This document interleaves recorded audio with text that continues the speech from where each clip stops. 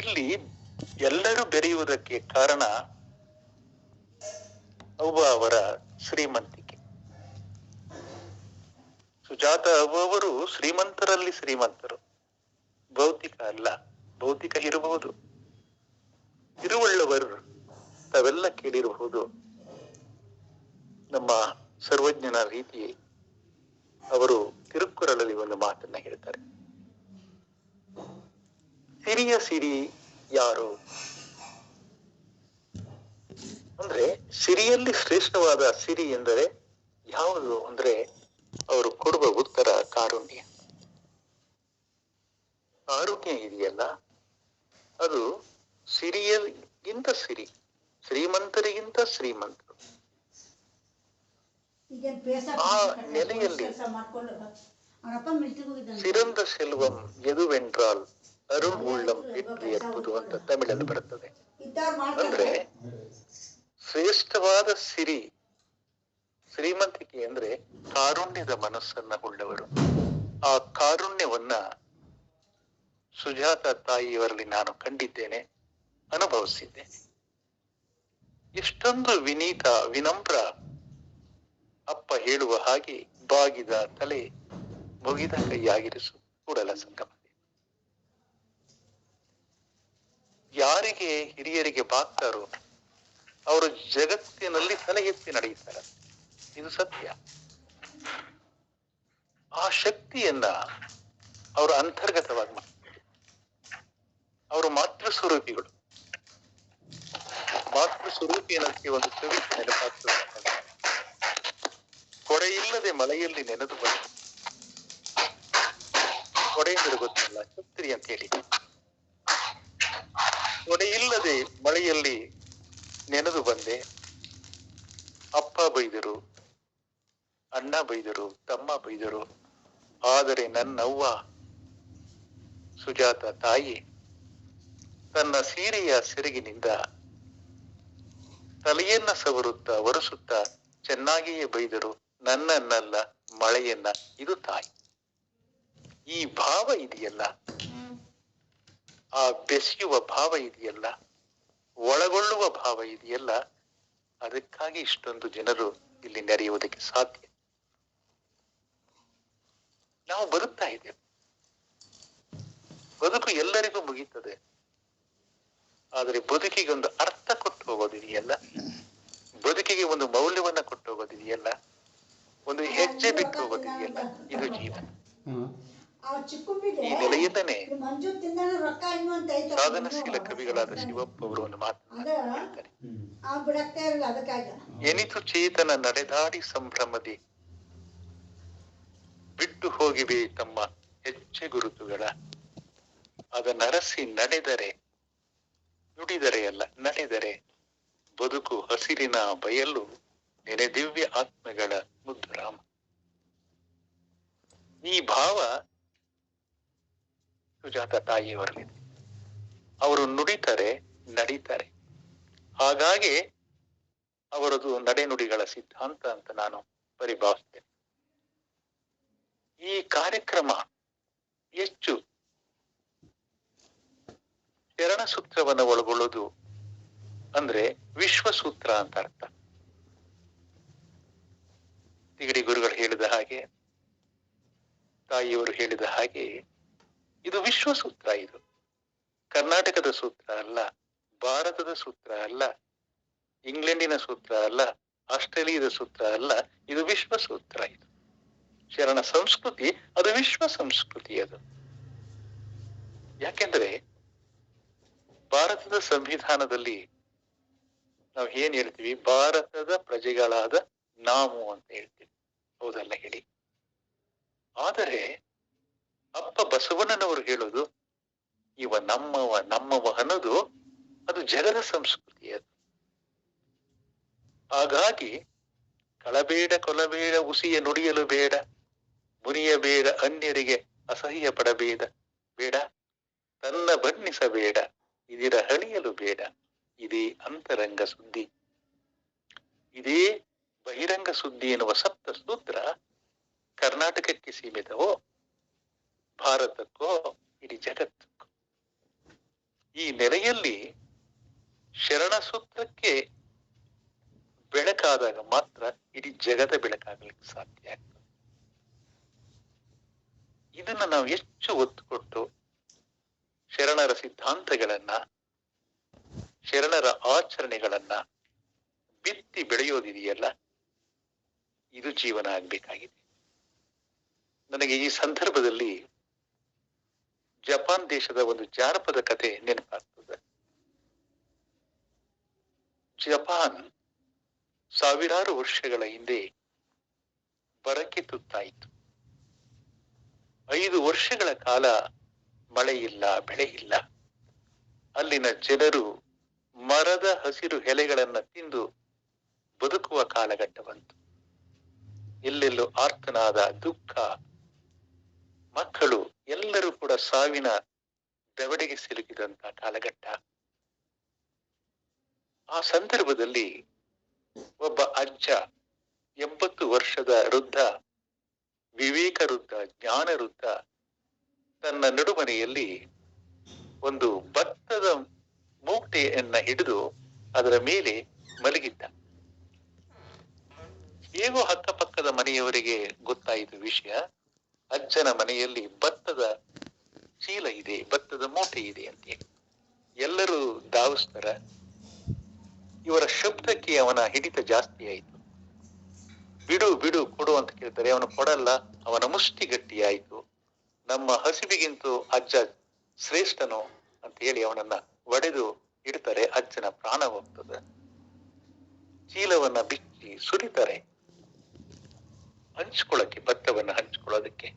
ಅದರಲ್ಲಿ ಒಂದು ಪತ್ರ ಸಿಗ್ತದೆ. ಏನು ಪತ್ರ ಅದು? ಪ್ರೀತಿಯ ಜಪಾನ್ ದೇಶದ ಕಂದ ಮಗಳೇ, ದೇಶಕ್ಕೆ ಬರ ಬಂದಿದೆ ನಿಜ, ಅದು ಹಾಗೇ ಇರಲ್ಲ. ಮುಂದೊಂದು ದಿನ ಮಳೆ ಬರ್ತದೆ. ಮಳೆ ಬಂದಾಗ ಹೊಲದಲ್ಲಿ ಬಿತ್ತಲು ಭತ್ತ ಸಿಗೋಲ್ಲ.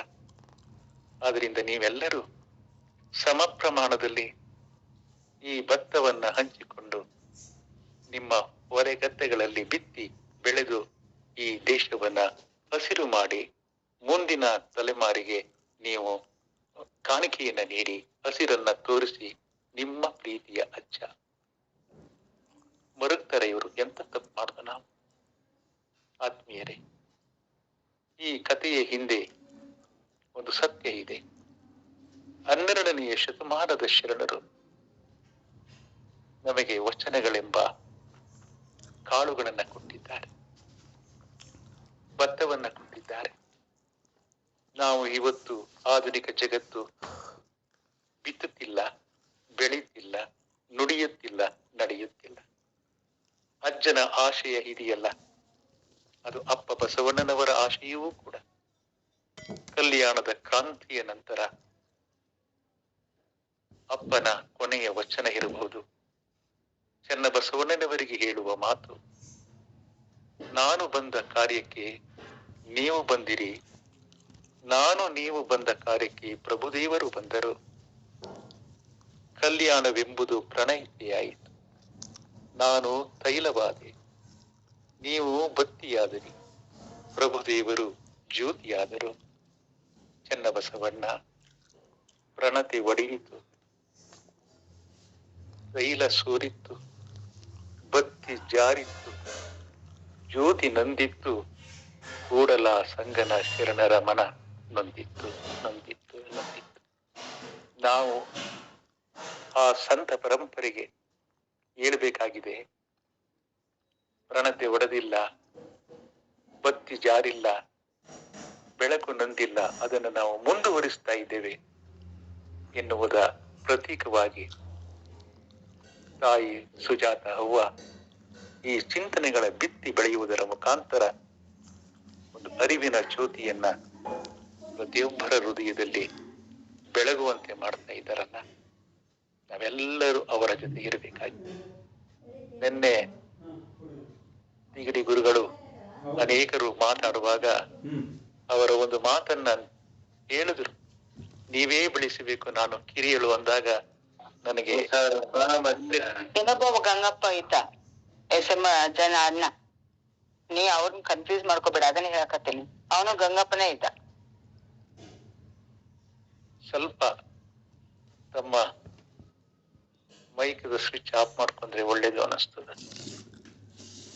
ಆಗ ನೋಡಿ, ಈ ರೀತಿಯ ಅವಘಡಗಳಾದಾಗ ಏನ್ ಹೇಳ್ಬೇಕೋ ಗೊತ್ತಾಗಲ್ಲ. ಸ್ವಲ್ಪ ವಿವೇಕ ಬೆಳೆಸ್ಬೇಕಷ್ಟೇ ನಾವು. ಅನುಭಾವವನ್ನ ಇದು ಅಂತರಂಗದ ವಿದ್ಯೆ. ಅನುಭಾವ ನಿಜದ ನಿವಾಸದ ವಿದ್ಯೆ. ಇದು ಮರ್ತ್ಯಲೋಕದ ಮನುಜರ ಕಳೆಯುವ ವಿದ್ಯೆ. ಇಂಥ ಸಂದರ್ಭದಲ್ಲಿ ಅನುಭಾವಕ್ಕೆ ಗೌರವವಿಲ್ಲ ಅಂದಾಗ ಅದು ನನಗೆ ಮಾಡುವ ಅವಮಾನ ಅಲ್ಲ, ಜಗತ್ತಿಗೆ ಮಾಡುವ ನಿಮಗೆ ನೀವೇ ಮಾಡ್ಕೊಳ್ಳುವ ಅವಮಾನ. ಆ ಸಂದರ್ಭದಲ್ಲಿ ಏನ್ ಹೇಳುತ್ತಿದ್ದನೋ ನನಗೆ ಆರೋಗ್ತದ ಇದು. ಆ ಸಂದರ್ಭದಲ್ಲಿ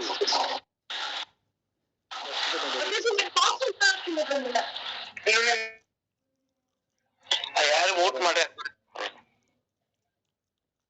ಸ್ವಲ್ಪ ಅವರೇ ಡಾಕ್ಟರ್ DA ಬಸವಂತನ ಯಾರ್ತಾರೆ, ದಯವಿಟ್ಟು ಅಮ್ಮ ಅವ್ರನ್ನ ಎಕ್ಸಿಟ್ ಮಾಡ್ಬಿಡಿ, ದಯವಿಟ್ಟು ಅವ್ರನ್ನ ಹೊರಗಾಕ್ರಿ. ಕಟ್ ಮಾಡ್ಬಿಡಿ, ಅವ್ರನ್ನ ಕಟ್ ಮಾಡ್ರಿ, ಕಟ್ ಮಾಡಿ.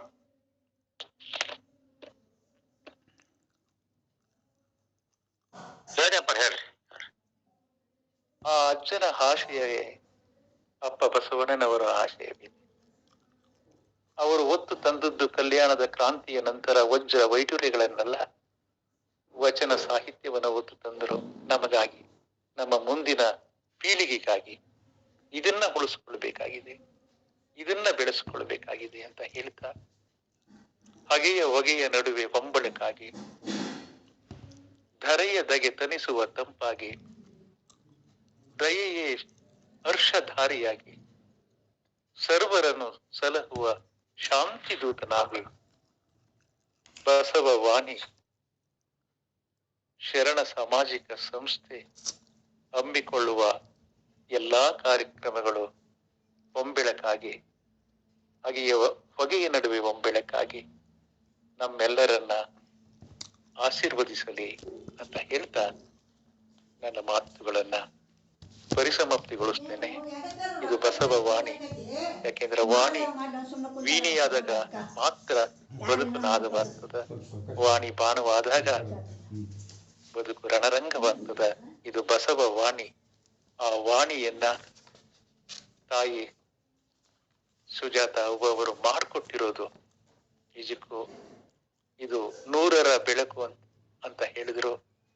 ಇದು 1000ದ ಬೆಳಕು.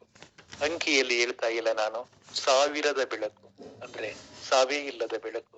ಬೆಳಕಿಗೆ ಸಾವಿಲ್ಲ, ಸತ್ಯಕ್ಕೆ ಸಾವಿಲ್ಲ, ಬಯಲಿಗೆ ಸಾವಿಲ್ಲ. ಆ ಬೆಳಕಾಗಲಿ ಎಂಬುದೇ ನನ್ನ ಹೃದಯ ಪೂರ್ವಕ ಹಾರೈಕೆ. ಶರಣು ಶರಣಾರ್ಥಿಗಳು. ಧನ್ಯವಾದಗಳು ಅಪ್ಪಾಜಿ.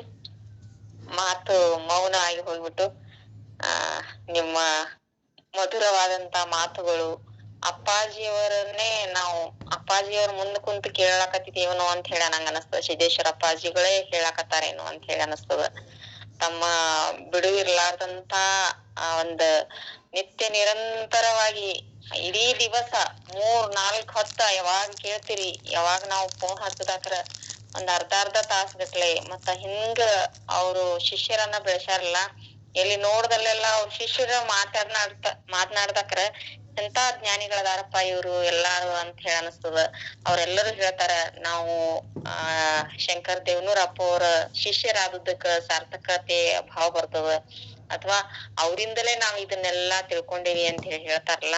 ಅಂತ ಶಿಷ್ಯ ಬಂಧುಗಳನ್ನ ನೈಗ ಅಪ್ಪಾಜಿಗ ಮಾತ್ನೊಳಗು ಹೇಳಿದ್ರು, ಅವುಗಳನ್ನ ಬೀಜ, ಅಜ್ಜನ ಒಂದ್ ಕತಿ ಹೇಳಿದ್ರಲ್ಲ ಹಂಗ ಬೀಜ ಇಟ್ಟು ಅವ್ ಮುಂದಿನ ಪೀಳಿಗೆಗ ನಾವು ಬಿತ್ತಲಕ್ ಬೀಜ ಇರ್ಲಿಲ್ಲ ಅಂದ್ರೆ ಏನು ಮಾಡ್ಲಿಕ್ ಆಗಂಗಿಲ್ಲ.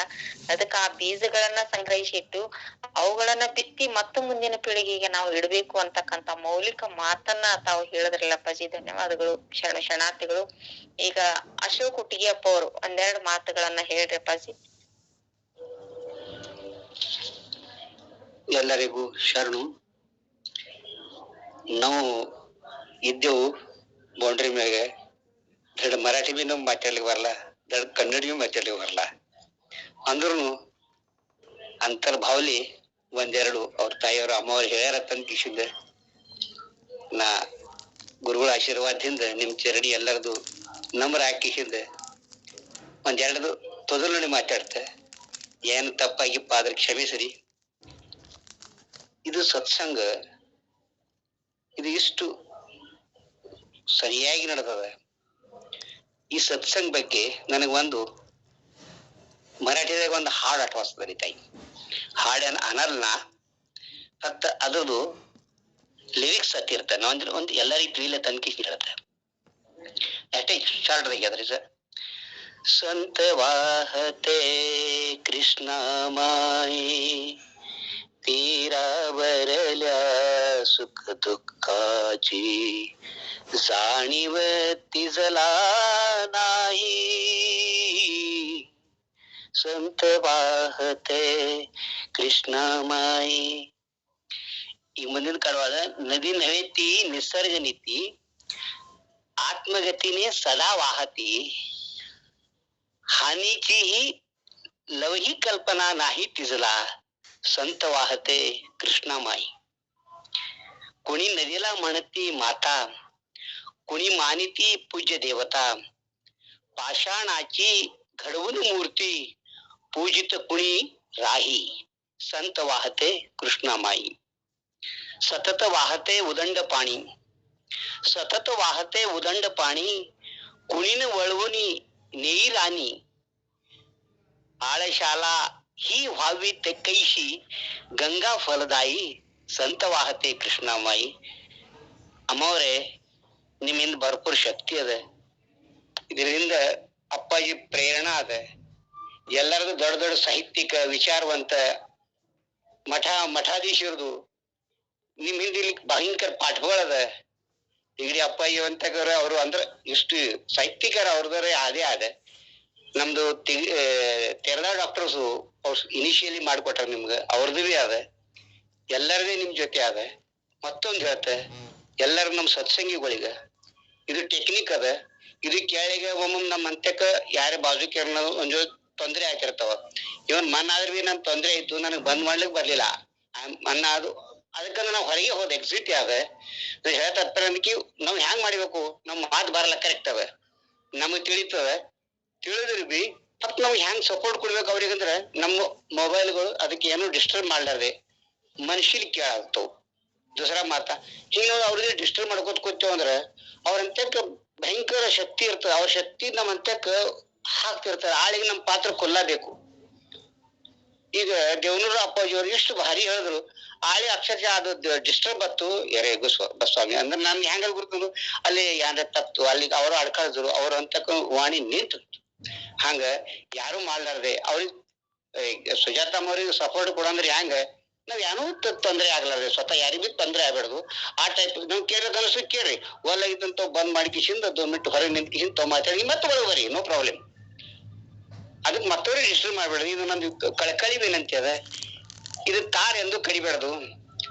ಈ ಕೃಷ್ಣಮಯಿ ಸದ್ದಾ ವಾಹಿಸ್ಬೇಕು. ಈ ಎಲ್ಲ ಪ್ರಖರ್ ಇವೆಲ್ಲ ಬೇರೆ ಬೇರೆ ಹೂವು ಇವು.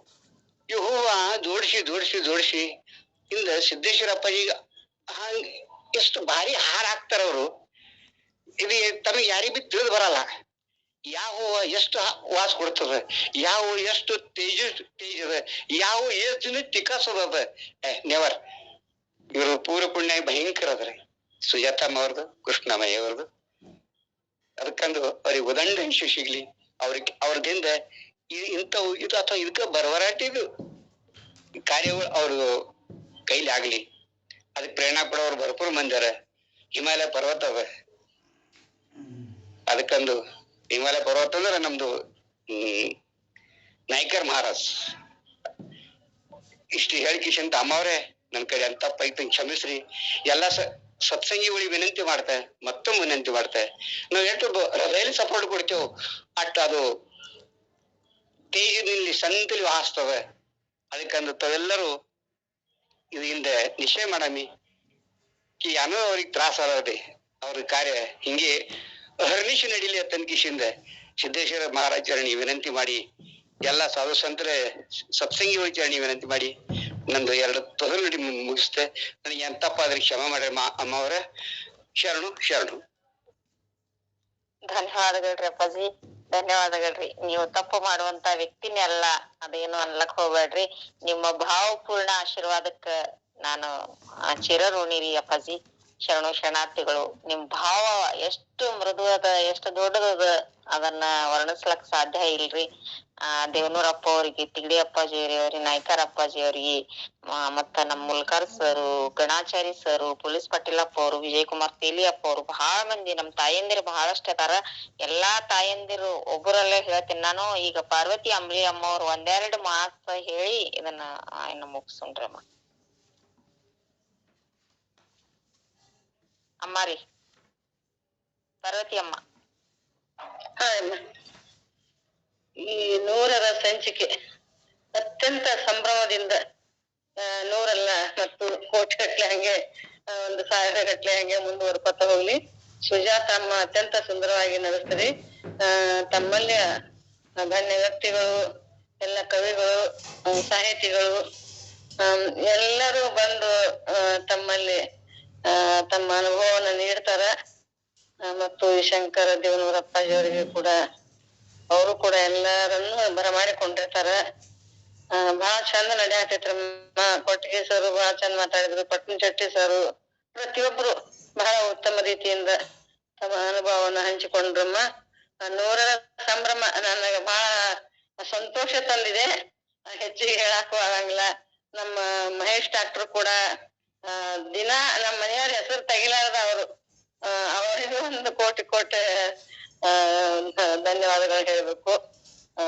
ಹೆಚ್ಚಿಗೆ ಏನಿಲ್ಲ, ನಿಮಗೂ ಎಲ್ಲ ಗೊತ್ತಿದ್ದ ವಿಷಯ ಅದಾರಮ್ಮ. ಧನ್ಯವಾದಗಳಮ್ಮ. ಇಷ್ಟಕ್ಕೆ ನನ್ನ ಮಾತ್ರ ನಿಲ್ಲಿಸ್ತೀನಿ. ಧನ್ಯವಾದ ರೀ ಅಮ್ಮ. ಶರಣಾರ್ಥಿಗಳು. ಗುರುದೇವ್ ಅಂಬ್ಲಿ ಅವರ ಸ್ಮರಣಾರ್ಥ ಉಪನ್ಯಾಸ ಇವತ್ತು ಸಾರ್ಥಕತೆಯನ್ನ ಪಡ್ಕೊತು. ಆಮೇಲೆ ನಮ್ಮ ಶಿವಲಿಂಗಣ್ಣ ಕಲಬುರ್ಗಿ ಅವರ ಅಣ್ಣವ್ರ ಅದಾರ.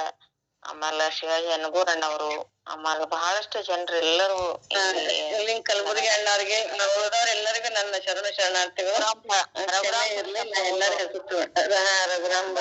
ಅವರ ನಾಳೆ ಮಾತನಾಡುವಿರಂತೆ. ಇವತ್ತು ಸಮಯದ ಕೊರತೆ. ನಮ್ಮ ರಘುರಾಮ್ ಭಟ್ಟಪ್ಪ ಅವ್ರದ್ದು ಬಹಳಷ್ಟು ವರ್ಣಿಸ್ಬೇಕು ಅಂತ ಒಂದ್ ಇದು ಅದ. ಪಳನಿಸ್ವಾಮಿ, ನೂತನಕ್ಕ ಬ್ಯಾಕೋಡ್, ನಿರ್ಮಲಕ್ಕ ಪಾಟೀಲ್, ನಾಗರತ್ನಮ್ಮ, NH ಹಿರೇಸಕ್ಕರಗೌಡ್ರಪ್ಪ ಅವ್ರ ಅದಾರ.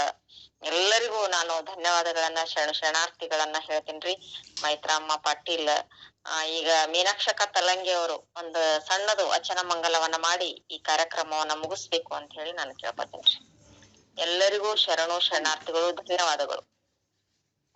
ರಮ್ಮ, ಈಗ 100ರ ಬೆಳಕು ಗುರೂಜಿಯವ್ರ ಅಂದಂಗ 1000ರ ಬೆಳಕು ಅಂದ್ರೆ ಅಂಕೆಯಲ್ಲ, ಸಾವೇ ಇರದತ್ತ ಬೆಳಕು ಅಂತ ಬಹಳ ಚಂದ ಹೇಳಿದ್ರು. ನಿಜವಾಗ್ಲು ಇವತ್ತಿನ ಒಂದು ಮರಿಲಾರದಂತ ಸಂಚಿಕೆ ಆಗಿಬಿಟ್ಟೈತಿ ಇವತ್ತಿಂದು.